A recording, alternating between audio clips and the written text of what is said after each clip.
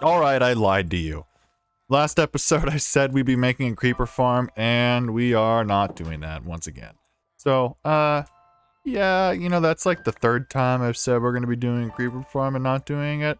But we are going to be doing a farm that gives us gunpowder. So ultimately, we're doing the same thing. And I've never built one of these, and it's way cooler than a creeper farm. But I can show you the reason why I'm doing this farm instead of a creeper farm. I was flying around after the last episode because I was looking for... I don't even remember what I was looking for. Oh, I was looking for berry bushes. That's right. I wanted these sweet berry bushes like this because you can put carpets on top of them. And it prevents mobs from walking over them and villagers and that sort of thing. So I was flying around for those and I found what I wanted to look for. But the thing I need to show you is very far away. It's like almost 5,000 blocks away in either direction. So I'm not going to fly over there because that wastes pretty much all of my rockets. So instead we're going to go through the nether, but I don't want to traverse through here. What I want to do is get up onto the roof. So we're going to be digging up. You can see I already dug down to go for some netherite mining. You can check this out. Look, I got picks set up and I got boots set up. So pretty set on netherite for now. I did that off camera. It's not exciting. It's just digging in a straight line. So anyways, let's go and get up to the top of the nether and see if we can go through some bedrock. Okay, I dug all the way up here and you can see I'm just putting in the last bit of the ladders up here. If we go all the way up, whoops. But if we go all the way up here, we actually have almost a perfect nether roof, almost right directly above our ladder. We just go over one block. And if you hit F3, whoa, and don't reload the chunks at the same time, you can see that block is 127 up there. So if you look over here, it's 127. If you're in vanilla, if you're not using mods, it'll be over here somewhere. Oh no, I guess target block would still be down here. But either way, this is the way I always used to get on the nether just because it's easy. Basically, you just climb up the ladder and you hold forward and spacebar, and you throw ender pearls and pop straight through. Nice and easy. So yeah, very easy to get on the nether. Really nice. It's just the top of the hill, or top of the hole. I'm probably gonna blow a hole in the nether right here just so it's extra easy to get up, and that'll be pretty good. Pretty much just straight up the ladder. All right, here we are. I'm back out of the nether. I built my portal, and for some reason it put me all the way down in the... It put me like 100 blocks down in the ground, even though there's like perfectly good land right here. I don't really understand it. But here we are. This is the place for our farm. This place is kind of cool. It's just like this little spruce island, and there's this big sort of like donut lake around it. But if we come over this way, something will be coming into view. That guy. And that's the whole reason why we're building this farm over here. So what we're actually building today is we're going to be building a raid farm out here. And so raid farms need to be basically in the water, and they need to be about 70 blocks away from any other landmass. And so this island is roughly 70 blocks away, I hope. I put the chunk distance down pretty far, and it looked like it was mostly okay. But, you know, that remains to be seen. Hopefully when we build it, it works fine, and if not, I'm gonna cry. But there's too much stuff here to start out with, so our first job of the day is going to be to tear this whole thing down. Island, this ruined portal, and then a little bit of this land over here needs to be cut back as well, but I think we can do that later. Anyway, let's get to tearing this whole thing down. I'm back out here at the iron farm after gathering all the materials I need for this build. I've also redone this platform. This is the first level. I just sort of got a nice build area set up, and then we're going to be building up from here. But this raid farm is actually designed by ENX04, so links in the description. These are way too big of a brain take for me. They are like raid stacking farms, so there's just going to be like a million mobs spawning. There's like a million witches. So we're going to get endless gunpowder, emeralds obviously, and then redstone is also good. But yeah, one important thing too about this raid farm is that it's very important the direction that you build it in.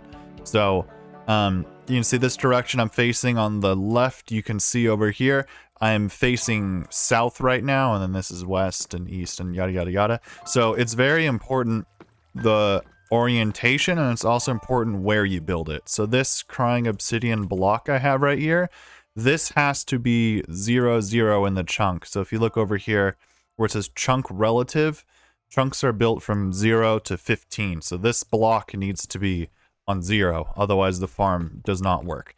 So those two things are incredibly important when you're building up this farm, but I highly recommend if you want to build something like this, you go check out Ian's tutorial and get the Lightmatica link and download that and go play around and see what's going on.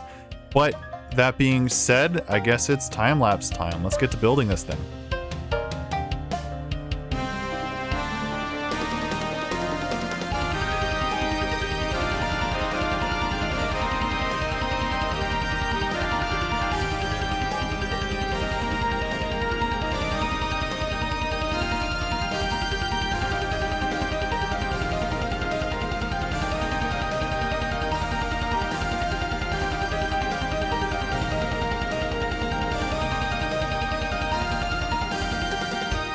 Wow, I built that in quite possibly the worst way possible. Yeah, definitely recommend that if you build this, you follow Ian's tutorial. It's much easier to go step by step, because I'm sure you saw in the time lapse, but I was sort of building up all over the place. Sort of built up this column first, and then, here, let me go into camera mode. I sort of built up this column first, and then built all around this thing up over here, and then like up, and then there was a whole bunch of water issues. Like, look at this. What is going on here? Is there a hole somewhere? No, it's just sneaking out. Oh my god, dude. Yeah, definitely follow tutorial so stuff like this doesn't happen, because I've had to deal with so much falling water. Anyway, now everything is mostly in place, so now comes the extremely difficult task of getting villagers over here. Okay, everybody, I think we have all the villagers in place now. It was a big pain, but I went through the roof of the nether and just pooped them out up top, up there, and dropped them down one by one, all the way down into their little cells. So actually, if we go take a look over here, we can fly around. Yes, we got a guy here, and there's a guy up here, and then up here, here, and then there's one more way at the tippy top. So yeah, there's a grand total of 5 of these guys.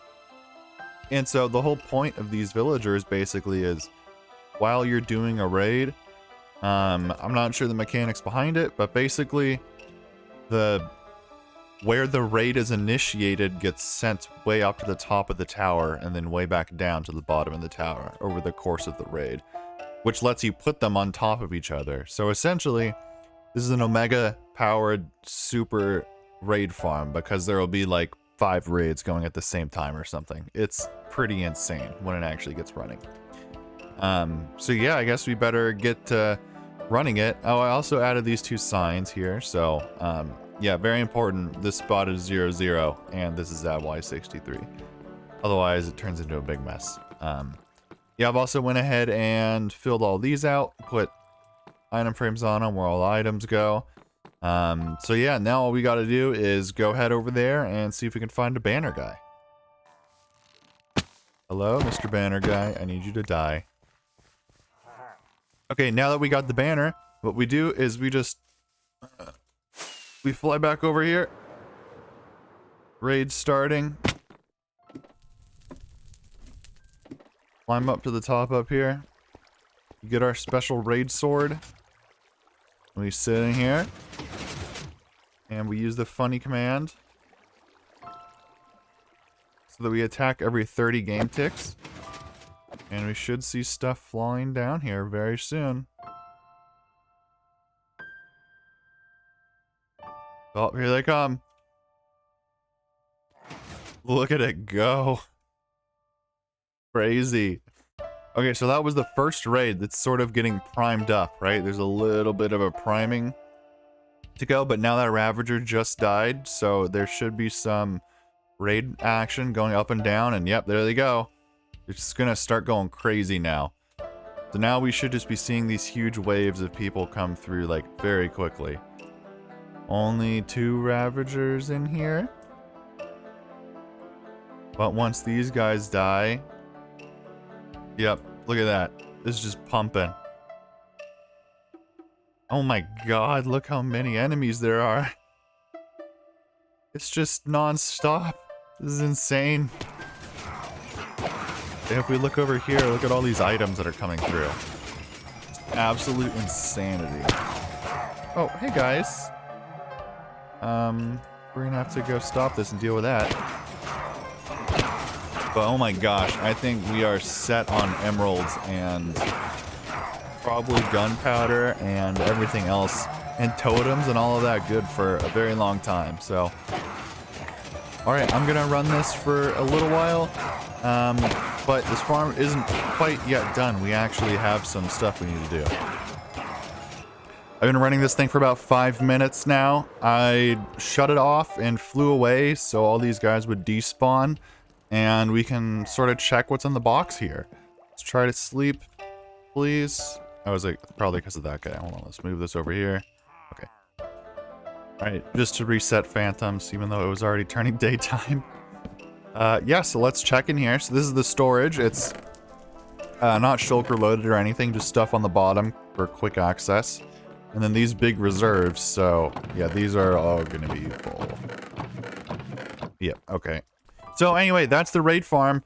I want to run it for longer sessions, but the problem is if you're hitting stuff with your sword, your hunger goes down, as you can see. So we need to solve that problem. Hey dude, ow. Rude. So we need to solve that problem, and that's what this is for, right? We need a beacon over here, a regen beacon, so that we can constantly regenerate health when we are going to die, because we are in hard mode. But to do that, we need to kill the Wither. So probably more importantly than that is we need to go and get 3 Wither skulls, because killing the Wither these days is not that hard. You just put them under the end portal. So let's go and see how long it takes for us to get 3 Wither skulls, huh? Alright, I'm just getting back from the end. Killed the Wither, and I finally got a beacon. And I want to show you, this took 4 freaking ever. Look at my statistics here. If we go all the way down to the bottom, 127 Wither skeletons.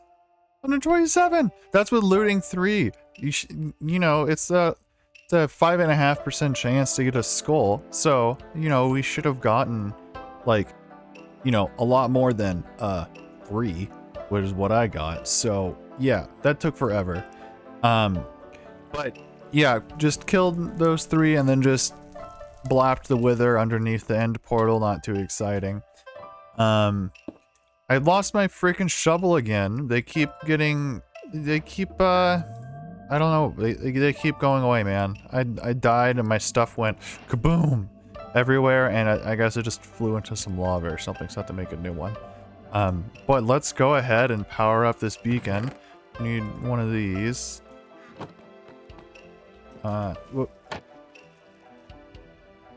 Alright, let's power this up. We need strength and regeneration.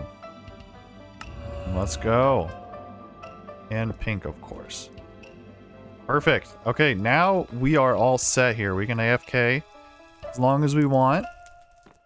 And hopefully we'll never die. And we'll just be able to kill all the things that come down here, so. But anyway, everybody, thanks for watching, and I hope you have a good one. Catch you next time. Bye-bye.